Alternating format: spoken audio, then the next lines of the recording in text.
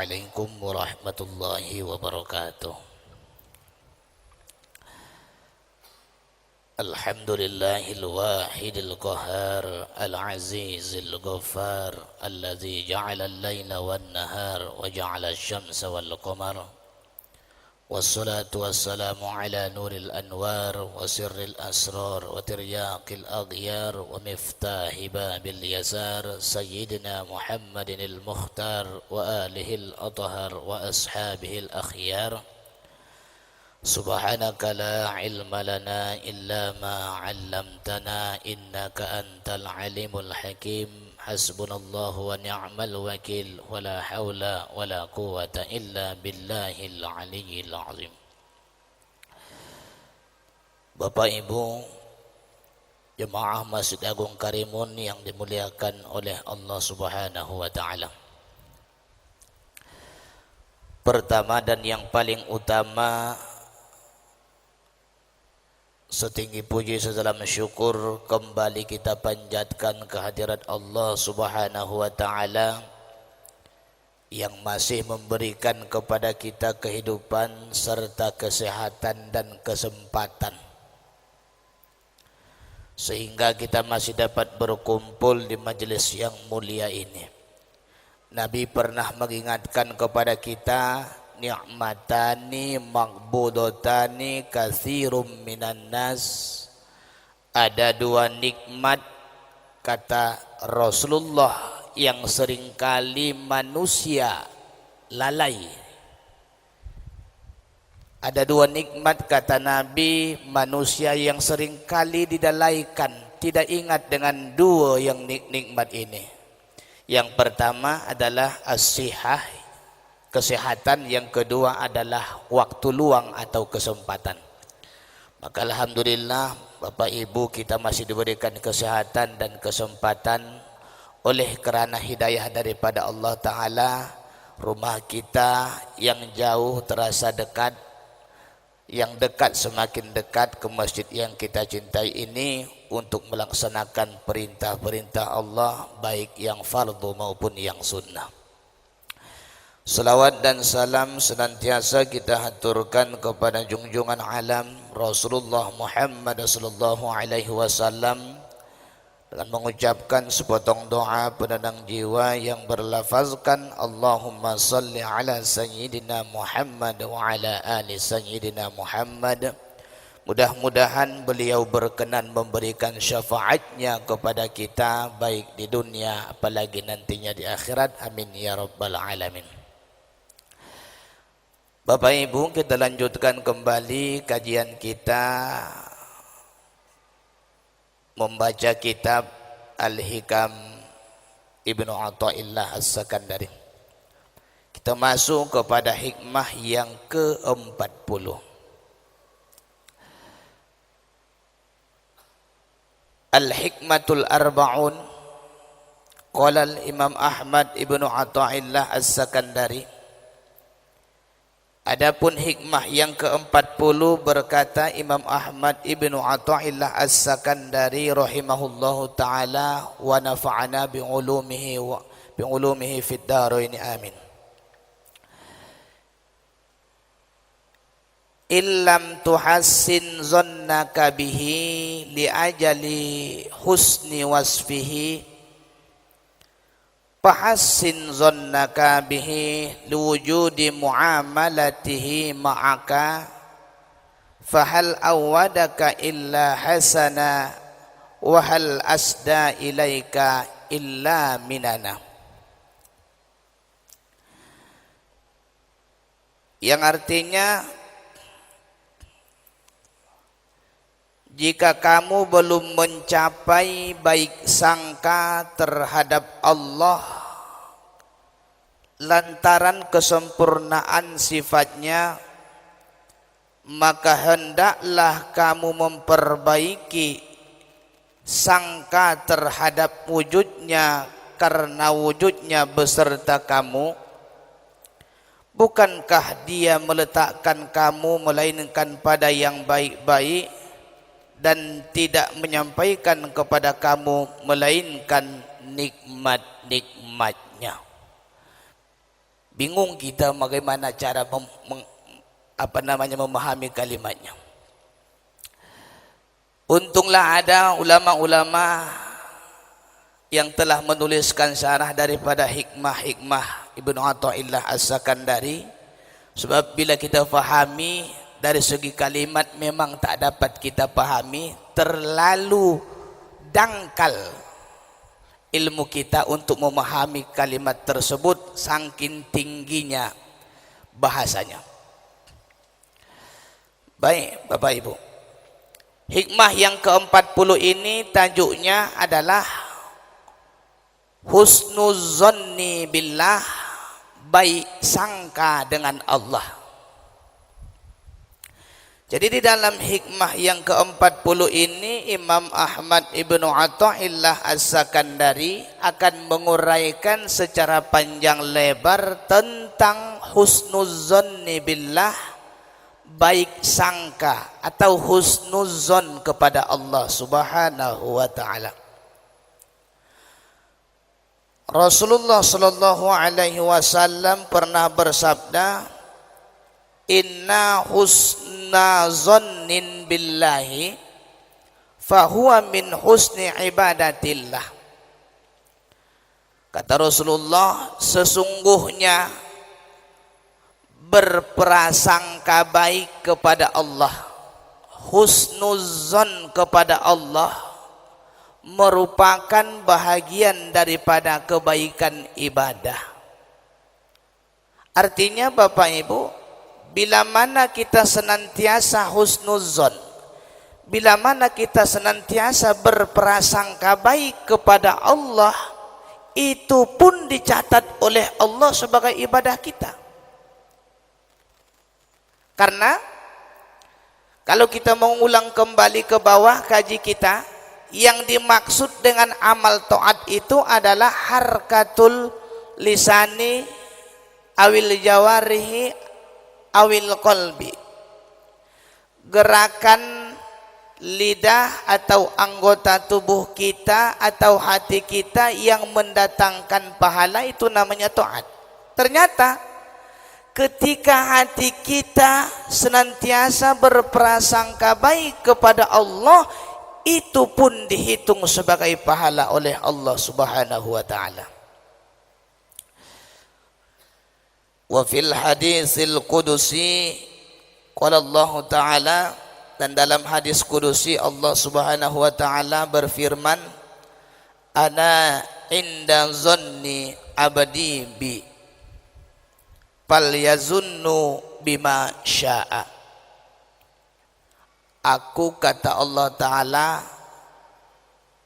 menurut sangkaanku kepada sangkaan hambaku kepadaku.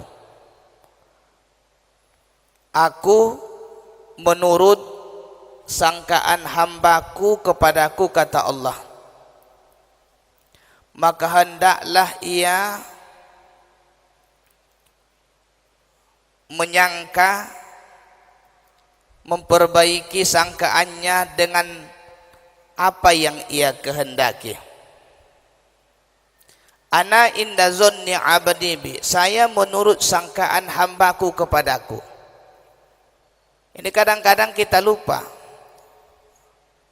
bahwa Allah Ta'ala sesuai dengan sangkaan hambanya kepadanya. Bagaimana menurut kita kesangkaan kita kepada Allah Ta'ala, begitulah Allah Ta'ala. Baik,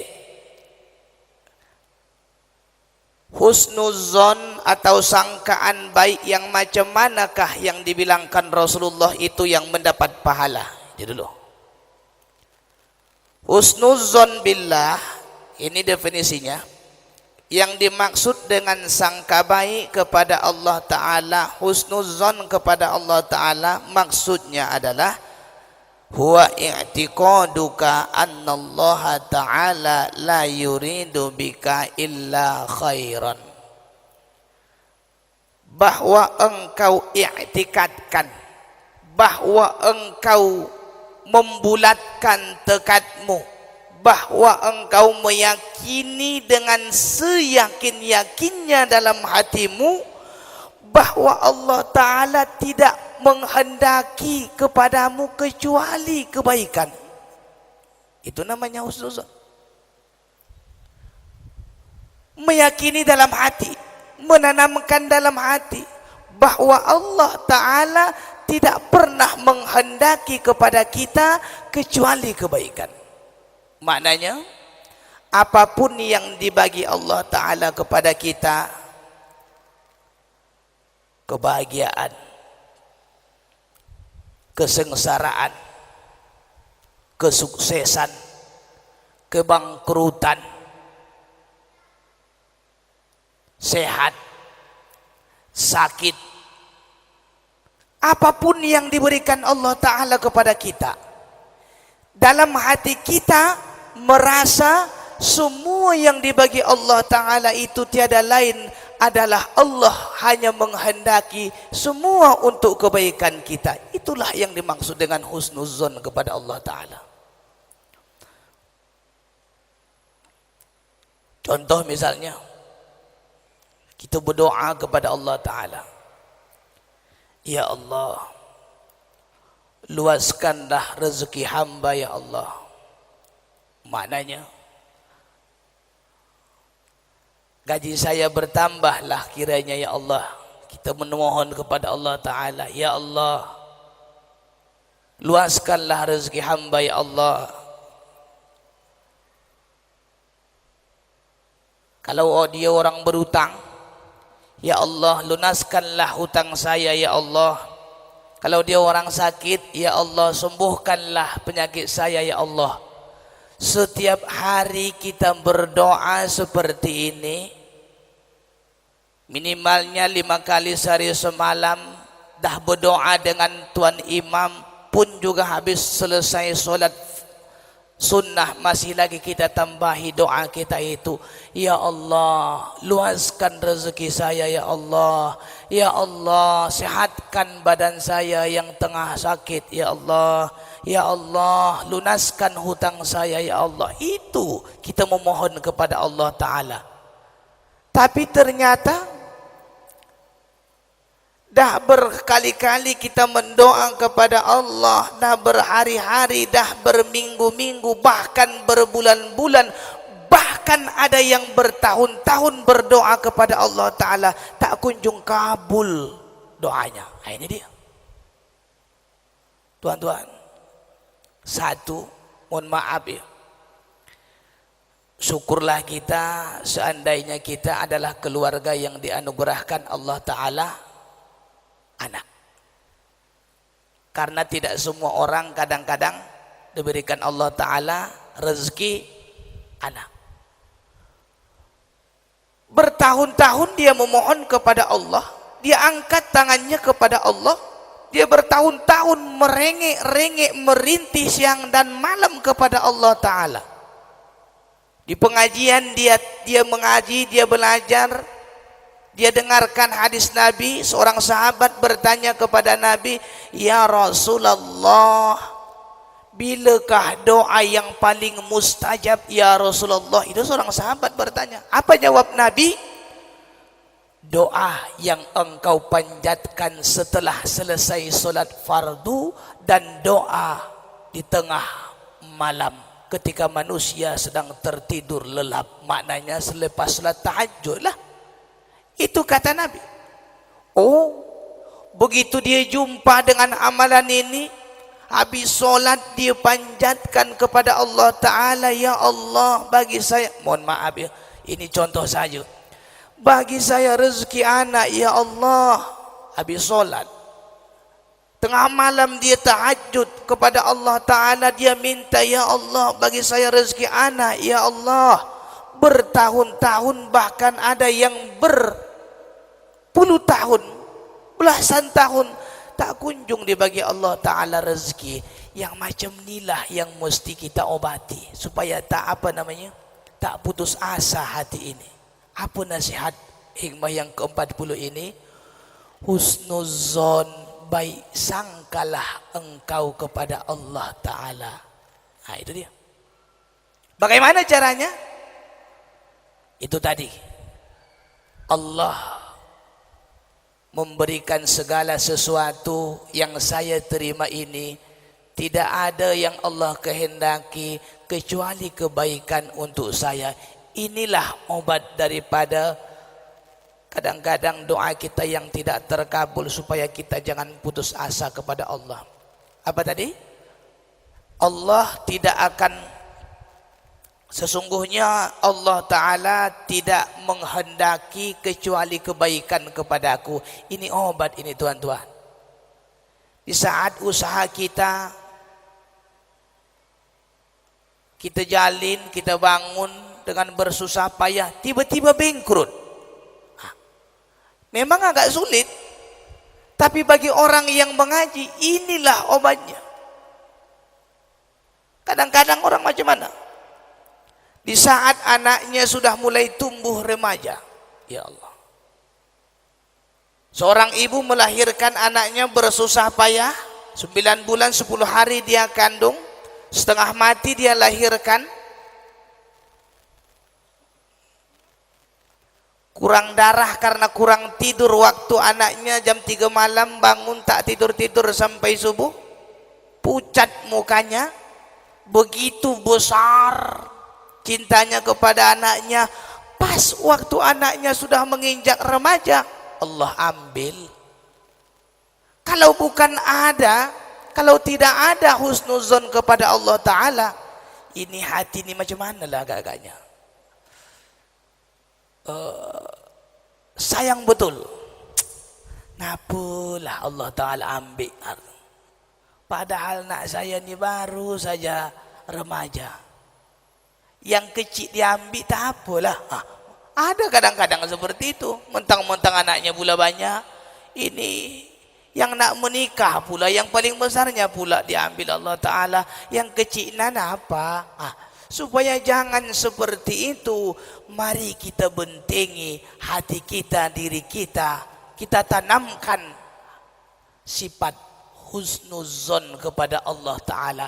Apapun yang Allah bagi kepada kita, tidak menghendaki Allah Ta'ala kecuali kebaikan untuk diri kita masing-masing. Kalau sudah tertanam seperti itu, apapun yang terjadi, kita sakit, berdoa, dah berobat tuan-tuan. Kita sakit, dah berobat. Bawa ke rumah sakit umum, tak sembuh. Bawa ke rumah sakit PN, tak sembuh. Bawa ke Batam Awal Bros, tak sembuh. Terakhir bawa ke Penang, tak sembuh juga. Kalau orang begini, tak mengaji tuan-tuan, tak ada benteng, tak ada ilmu, akan datanglah putus asa. Biarlah, ini nak tunggu mati ini, tunggu malaikat mautnya ini. Dah didoa-doakan pun tak pernah kabul-kabul. Supaya jangan datanglah perasaan seperti ini, tanamkanlah, ingatlah selalu husnuzon kepada Allah Ta'ala. Allah Ta'ala hari ini belum lagi mengabulkan doa saya untuk sembuh. Barangkali dosa saya masih terlalu banyak, supaya dosa saya itu terbakar. Barangkali masih perlu ditambah lagi beberapa hari lagi saya sakit. Ini mungkin cara Allah Ta'ala untuk membakar dosa saya. Itu cara kita kalau dalam bab sakit. Kalau dalam bab usaha misalnya, kita ada berusaha sekuat tenaga, semaksimal mungkin, tapi masih juga belum bisa bangkit usaha kita. Barangkali Allah Ta'ala suka dengan doa saya, suka dengan munajat saya. Sehabis saya solat tahajud, barangkali Allah Ta'ala senang mendengarkan ucapan saya, merengek-rengek, merintih-rintih kepada Allah Ta'ala. Sebab tu Allah Ta'ala belum lagi kabulkan doa saya. Husnuzon kepada Allah Ta'ala. Ini tuan-tuan penting dalam hidup kita ni. Husnuzon billah, baik sangka kepada Allah Ta'ala dalam keadaan apapun. Jadi cara husnuzon ini banyak, bermacam-macam, dalam kondisi apapun. Ada kadang-kadang orang tak pernah sakit-sakit kan, sehat terus. Sekali sakit parah, menangis-nangis dia. Apa yang dia cakap? Kalau orangnya berilmu pastilah, oh barangkali ini teguran kepada saya, ini kasih sayangnya Allah kepada saya, supaya saya mensyukuri nikmat sehat. Kalau yang tak berilmu, yang tak pernah belajar dia, kenapalah saya jatuh ya? Kenapalah saya sakit? Padahal saya sudah cukup olahraga, tidak makan berlemak, tidak merokok, tapi masih sakit juga. Kita mencari-cari alasan kenapa kok kita sakit. Tapi kalau seandainya kita datang dari husnuzon kepada Allah Ta'ala, oh saya sakit, barangkali ini kasih sayang Allah Ta'ala kepada saya, mengingatkan saya supaya lebih bersyukur akan nikmat sehat, mengingatkan saya barangkali dosa saya banyak, supaya dosa saya itu habis terbakar, Allah bakarlah dengan rasa sakit yang saya rasakan. Ini husnuzon kepada Allah Ta'ala. Jadi tidak ada kita negatif thinking kepada Allah Ta'ala. Yang ada adalah positif terus, husnuzon. Tuan-tuan, mohon maaf, ada pula kadang orang putus asa. Ya Allah, ya Allah, ya Allah, bagilah ya Allah rezeki. Siang malam dia berdoa, berbulan-bulan, bertahun-tahun, tak kabul juga. Ada kadang-kadang sampai putus asa dia. Apa dosa saya yang membuat doa saya tidak dikabulkan Allah Ta'ala? Ini kan namanya marah kepada Allah. Apa salah saya? Kok Allah nggak pernah ngasih saya rezeki lebih daripada biasanya? Apa salah saya? Dah 14 tahun asam urat kok nggak sembuh-sembuh? Contoh ini. Tapi kita husnuzonlah kepada Allah Ta'ala. Semua ini pasti ada hikmahnya. Allah tidak akan menghendaki kepada kita kecuali kebaikan. Inilah definisi daripada husnuzon billah. I'tiqaduka anna Allah Ta'ala la yuridu bika illa khairan. Engkau tanamkan dengan kokoh, engkau ikat dengan kokoh, engkau yakini dengan seyakin-yakinnya bahwa apapun yang diberikan Allah kepada kita tidak berkehendak Allah Ta'ala kecuali kebaikan. Inilah husnuzon billah. Bapak Ibu jemaah Masjid Agung Karimun yang dimuliakan oleh Allah Subhanahu wa Ta'ala. Jadi target daripada hikmah yang ke-40 menanamkan husnuzon billah, baik sangka kepada Allah, dan membuang su'uzzon billah, jahat sangka atau jelek prasangka kepada Allah. Ini target hikmah yang ke-40 ini. An-nasu fihi ala kismaini khossatan wa ammatan. Manusia dalam bab husnuzon kepada Allah, manusia dalam bab baik sangka kepada Allah Ta'ala dibagi menjadi dua bagian. Seluruh manusia ini ketika baik sangka kepada Allah Ta'ala dibagi menjadi dua bagian. Yang pertama khosoh, yang kedua ammah. Fal khossatu husnuzonni billahi ta'ala nasyi'un an syuhudin awsafihi ta'ala fala ya'tarihi fala yataghayyaru wa dha'fin. Bahagian yang pertama, manusia dalam bab husnuzon kepada Allah Ta'ala adalah husnuzonnya atau baik sangkanya orang-orang yang arif billah, orang-orang yang telah sampai kepada Allah, atau orang-orang yang al-wasilin, orang yang telah sampai kepada Allah, orang yang telah mengenal kepada Allah. Ini bagian yang pertama. Orang-orang yang ahli tauhid, orang-orang yang ahlillah atau kekasih-kekasih Allah, mereka husnuzon, baik sangka kepada Allah Ta'ala, terbit daripada menyaksikan sifat-sifat Allah Ta'ala, sehingga mereka tidak berubah dan tidak lemah.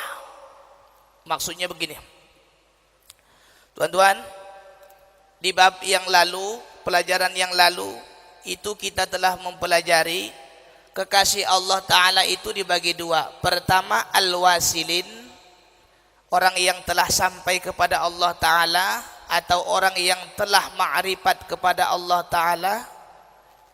Itu yang pertama. Yang kedua, as-salikin, orang yang tengah di jalan. Seperti kita inilah, tengah di jalannya, dalam perjalanan. Nah, orang-orang yang telah sampai kepada Allah Ta'ala, orang-orang yang telah ma'rifat dan mengenal Allah Ta'ala, mereka husnuzon, baik sangka kepada Allah Ta'ala melalui sifat-sifat Allah Ta'ala. Maksudnya apa? Bila mana mereka dapat nikmat atau musibah, mereka ingat dengan sifat Allah Ta'ala. Contoh, mereka dapat nikmat dari Allah Subhanahu wa Ta'ala, teringat mereka dengan sifat Allah Ta'ala.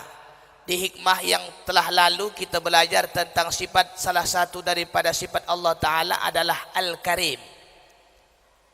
Karim. Makna Al-Karim di dalam hikmah yang ke-37 sampai 39 itu diterangkan ada 8. Salah satunya adalah apa? Allah memberi tanpa diminta. Itu makna Al-Karim. Sebab itu tak salah kalau kita berdoa, ya Allah, ya Karim, tapi dalam hati, wahai zat yang memberi tanpa diminta, itu dalam hati kita. Tapi ucapan kita, ya Karim, ya Allah, ya Karim, ya Karim, dalam hati ini pun berbicara, ya Allah, zat yang memberi sebelum diminta, ya Allah, zat yang memberi tanpa diminta, ya Allah, zat yang memberi apabila diminta, ya Allah, zat yang memberi lebih daripada yang diminta, ya Allah, zat yang memberi banyak sehingga tidak terhitung lagi banyaknya. Kalau kita mengucapkan kalimat seperti itu, maka baik juga.